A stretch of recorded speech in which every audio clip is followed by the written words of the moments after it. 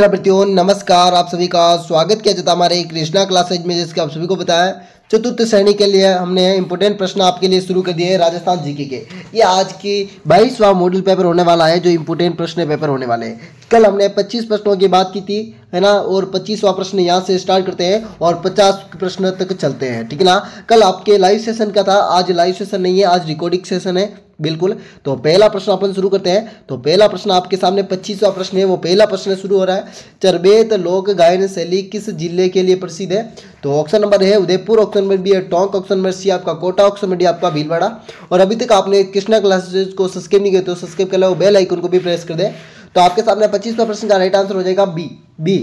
B में कौन सा? तो टोंक जिला आपका राइट आंसर हो जाएगा। कौन सा? टोंक, ठीक है ना। अगला प्रश्न आपके सामने 26वां प्रश्न है। 26वां प्रश्न है पंडित विश्व मोहन भट्ट कहाँ के थे? जो पंडित विश्व मोहन भट्ट थे वो ये कहाँ के थे? ऑप्शन नंबर है जयपुर, ऑप्शन नंबर बी है अलवर, ऑप्शन नंबर सी आपका राजसमंद, ऑप्शन नंबर डी आपका गंगानगर। तो ये कहाँ के थे? तो जल्दी से बता दीजिए। पंडित विश्व मोहन भट्ट ये कहाँ के थे? तो ये आपके अलवर के थे। कौन से? तो अलवर के थे। तो अगला प्रश्न आपके सामने 27वां प्रश्न है। 27वां प्रश्न आपसे यह पूछ रहा है तंदूर में कितने तार होते हैं? देखो, एक तो सारंगी में तार पूछता है वो, एक तो कामेचन, एक सारंगी और एक तंदूर। ये तीन में तो आपको प्रसिद्ध याद ही रखने, बिल्कुल याद ही रखने। और विश्व मोहन भट्ट बिल्कुल आपके जयपुर के से, सॉरी मैं इस प्रश्न को थोड़ा जयपुर के थे, ठीक है ना, कंफ्यूज हो गया था जयपुर में। और इन्हें पद्मश्री 2002 में मिला था और 2012 में भी, 2002 और 2012 में, ठीक है ना, पद्मश्री मिला था इन्हें। तो अगला प्रश्न ये है 27वां, तंदूर कितने तार होते हैं? तो आपको बताना है, तो बता दीजिए तंदूर में कितने तार होते हैं? तो 2, 4, 11 और 27। तो तंदूर में आपके 4 तार होते हैं। कितने? 4 तार होते हैं तंदूर में, है ना। और वाद्य यंत्र भी कहते हैं इसे, वाद्य यंत्र आप सभी जानते हो। और कामड़ियापन द्वारा 13 ताली नृत्य में काम आता है। कौन सा? 13 ताली नृत्य में काम आता है। और तत्व वाद्य यंत्र है। कौन सा? तत्व, है ना, तत्व वाद्य यंत्र है। कौन सा वाद्य यंत्र है? तो तत्व वाद्य यंत्र है आप सभी को। तो और काम्यचन में आपके 17 तार होते हैं, सारंगी में आपके 27 तार होते हैं। याद रख लेनी बातें। तो अगला प्रश्न आपके सामने 28वां प्रश्न है, राजस्थान संगीत नाटक अकादमी किस जिले में है? ऑप्शन नंबर है Jodhpur, option number B Ajmer, option number C आपका उदयपुर, ऑप्शन नंबर डी आपका दिल्ली। तो राजस्थान संगीत नाटक अकादमी आपका जोधपुर हो जाएगा, बिल्कुल ए आंसर, जोधपुर की स्थापना राव जोधा ने 1459 ईस्वी में की थी और मेहरानगढ़ किला बनाया था। तो अगला प्रश्न आपके सामने 29वां प्रश्न है, कालबेलिया नृत्य को विश्व धरोहर स्थल में कब शामिल किया गया? विश्व धरोहर स्थल में मतलब विश्व धरोहर की सूची में कब शामिल किया गया? तो option number 2003, option number B 2007, option number C 2010, option number D 2014। तो कब हो जाएगा? तो कालबेलिया नृत्य को 2010, बिल्कुल C answer is the correct answer था, ठीक है ना, 2010। अभी केवलादेव गणापक्षी बिहार को 1985 में सर्वप्रथम केवलादेव गणापक्षी अभ्यारण्य, ठीक है ना, जो भरतपुर में, कहाँ पर है? भरतपुर, याद रख लेनी बातें, भरतपुर। और अगला और कौन सा था? एक जंतर मंत्र था, जंतर मंत्र, यह आपको पता है, जंतर मंत्र आपका जयपुर में है, यह भी जयपुर में 2010 में, ठीक है ना। कालबेलिया नृत्य 2010 और जयपुर का परकोटा 6 जुलाई 2019, 6 जुलाई 2019, ये लीजिए, ठीक है ना। अगला प्रश्न आपके सामने 30वां प्रश्न है, किस दुर्ग में खेती की जाती है? यह प्रश्न आया है, किस दुर्ग में खेती की जाती है? मेहरानगढ़, चित्तौड़गढ़, लालगढ़ और कुंभलगढ़। तो बता दीजिए किस गढ़ में या किस दुर्ग में खेती की जाती है? तो आपका चित्तौड़ हो जाएगा भाई, चित्तौड़गढ़ में, ठीक है ना, चित्तौड़गढ़ में। तो अगला प्रश्न आपके सामने 31वां प्रश्न है, तारागढ़ दुर्ग का निर्माण कब करवाया गया? तो पहले तो देखो तारागढ़ दुर्ग है कहां पर? तो तारागढ़ दुर्ग आपका अजमेर में है, और अजमेर की स्थापना 1113 में की थी अजयराव चौहान ने, और तारागढ़ दुर्ग का भी 1113, ठीक है ना, याद रख लेना बातें। तो अगला प्रश्न आपके सामने 32वां प्रश्न है, किस मंदिर में 1444 खंबे हैं और कौन से जिले में? तो खंबों का अजायबघर भी कहते हैं उसे, और जैन धर्म से संबंधित है। तो अजमेर, जालोर, करौली और पाली, कौन सा हो जाएगा? तो आपका पाली हो जाएगा भाई, पाली। अगला प्रश्न आपके सामने यह प्रश्न है, हाल ही में रीट में आया हुआ प्रश्न है, रीट में आया हुआ प्रश्न है, पांडुपोल मंदिर किस जिले में है? Option number A Alwar, option number B है चूरू, ऑप्शन नंबर सी है सिरोही, ऑप्शन नंबर डी है चित्तौड़गढ़। और जो प्रश्न एक बार आ जाता है ना तो वो प्रश्न इंपोर्टेंट प्रश्न बन जाता है। तो पांडुपोल मंदिर आपका अलवर में है और ये मंदिर किसका? तो हनुमान जी का मंदिर है। अगला प्रश्न आपके सामने आपका 34वां प्रश्न है, किशनगढ़ शैली का काल माना जाता है। तो किशनगढ़ शैली का चित्र है तो बड़ी ठणी चित्र हो जाएगा मोरध्वज द्वारा किशनगढ़। और काल कौन सा है? तो 1745 से 1761, 1746 से 1764, 1745 से 1768, 1746 से 1769। तो हो जाएगा C answer is the correct. C answer में कौन सा है? तो 1745 से 1768, 1745 1768 ये लीजिए। अगला प्रश्न आपके सामने आपका 35वां प्रश्न है, भूर सिंह शेखावत किस जिले के थे?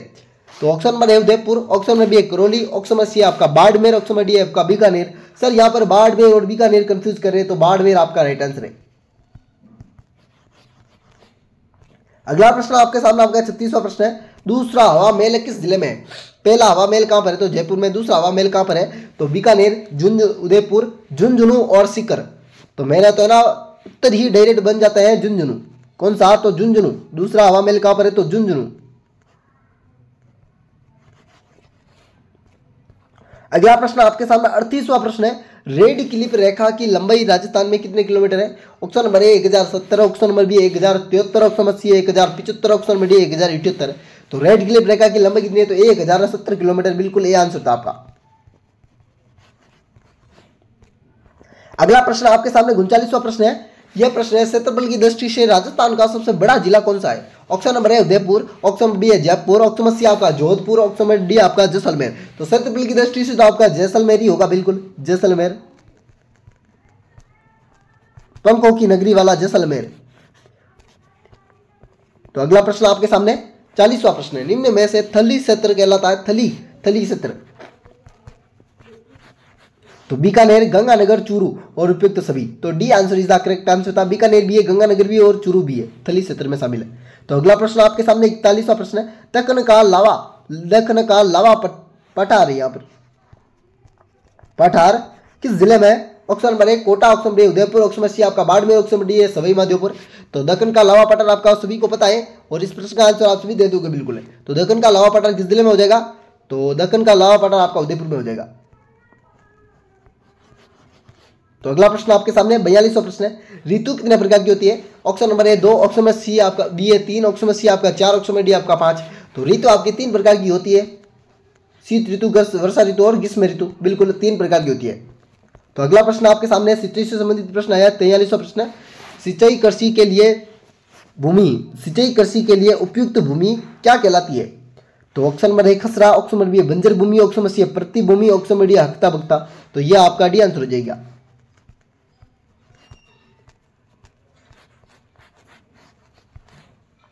अगला प्रश्न आपके सामने आपका 44वां प्रश्न है, राजस्थान की एकमात्र नदी जिसका प्रवेश निकास दक्षिण दिशा से होता है, जो प्रवेश भी दक्षिण से और निकास भी दक्षिण से होता है, मतलब यू आकार की कौन सी है? मैं सीधे संबंध है। तो चंबल नदी, लूणी नदी, परवाना नदी और माही नदी। तो कौन सा हो जाएगा? तो आपका यू आकार की नदी है ना, तो माही नदी हो जाएगी। अगला प्रश्न आपके सामने आपका 45वां प्रश्न है। 45वां प्रश्न आपसे यह पूछ रहा है, चंबल नदी पर कुल कितने बांध बने हुए हैं? तो option number A 2, option number C B है 4, ऑप्शन नंबर सी आपका 7, ऑप्शन नंबर डी आपका 9। तो चंबल नदी पर कुल कितने बांध है? तो चंबल नदी पर कुल 4 बांध है, जो 3 तो राजस्थान में, 1 मध्य प्रदेश में। अगला प्रश्न आपके सामने 46वां प्रश्न है, निम्न में से खारे पानी की झील कौन सी नहीं है? जो खारे पानी की इनमें से 3 तो झील है पर 1 नहीं है। तो डीडवाना, रेवासा, पिछोला और पोखरण।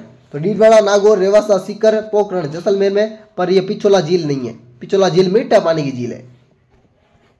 तो अगला प्रश्न आपके सामने 47वां प्रश्न है, राजस्थान में सर्वाधिक सिंचित क्षेत्रफल वाला जिला, सर्वाधिक सिंचित क्षेत्रफल वाला जिला कौन सा है? तो बीकानेर, गंगानगर, भरतपुर और उदयपुर। तो कौन सा हो जाएगा 47वां प्रश्न में? तो 47वां प्रश्न का डी आंसर बात करते तो बी गंगानगर। अगला प्रश्न आपके सामने 48वां प्रश्न है, राजस्थान का सबसे बड़ा अखेट निषेध क्षेत्र जिला है? तो बीकानेर, जोधपुर, जालोर और अजमेर। तो इसमें 2 आंसर मैं काट ही देता हूं। अब आपको 2 में से आंसर बताना है। बिल्कुल, अब बता ही दोगे आप सभी को कमेंट में करना है अभी। 49वां प्रश्न है, तो अनाजों की रानी किसे कहते हैं? तो गेहूं option number A, option number B है मक्का, ऑप्शन नंबर सी आपका बाजरा, ऑप्शन नंबर सी आपका डी आपका चावल। तो कौन सा हो जाएगा? गेहूं, मक्का, बाजरा और चावल। तो अनाजों की रानी है ना, तो अनाजों की रानी आपका मक्का हो जाएगा। आज का अंतिमवा प्रश्न होने वाला है, चावल के लिए औसतम वर्षा होनी चाहिए। तो 50 से 70, 70 से 75, 100 से 150, 100 से 175। तो चावल के लिए औसतम वर्षा 100 से 150।